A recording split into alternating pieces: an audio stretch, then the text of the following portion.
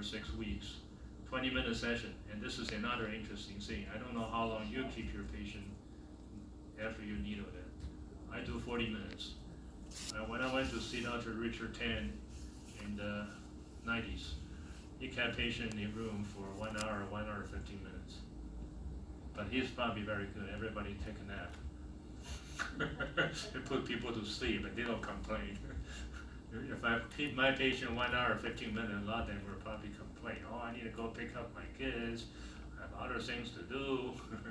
But it's interesting, even 20 minutes, they get results. Okay, and they only did six sessions over 6 weeks. Okay, and the end result is they report improvement in physical mental fatigue based on the scoring system, the inventory. And this one, they ask more questions. They call it multi-dimensional fatigue inventory.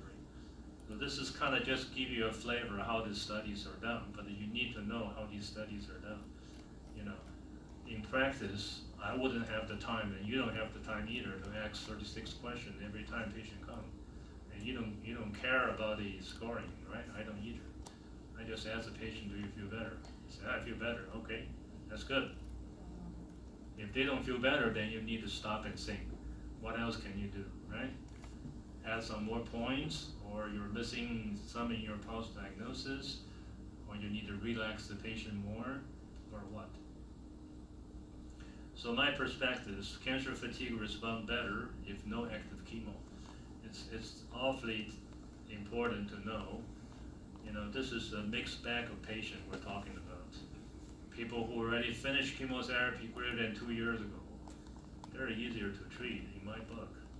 People who are still undergoing treatment every week, every 2 weeks, every 3 weeks. Every time they get a chemo, they go through a roller coaster ride. They go on a roller coaster ride. They get high initially from the medicine steroid, and they drop to the bottom about 7 to 10 days later, and then they recover their strength, which is variable. You know, it's an evolutionary thing. Every day they feel a little different, okay? But still, I believe acupuncture helps, and many of my patients say it helps.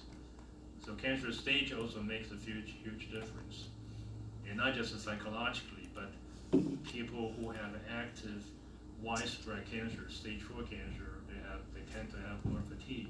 Why? They after cancer make a lot of inflammatory chemicals we call the chemokines. We talk about the interferon, tumor necrosis factor alpha, the NF-kappa B. They all mess up our metabolism. Okay, and also there's also secondary reason people who have pain.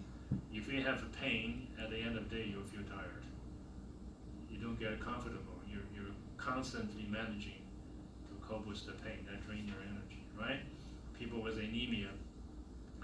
I know I should refrain myself from getting sidetracked, but I sometimes cannot resist the temptation. So I'll share with you some story. You know, I've been in medicine 40 years, and I've done a lot of things.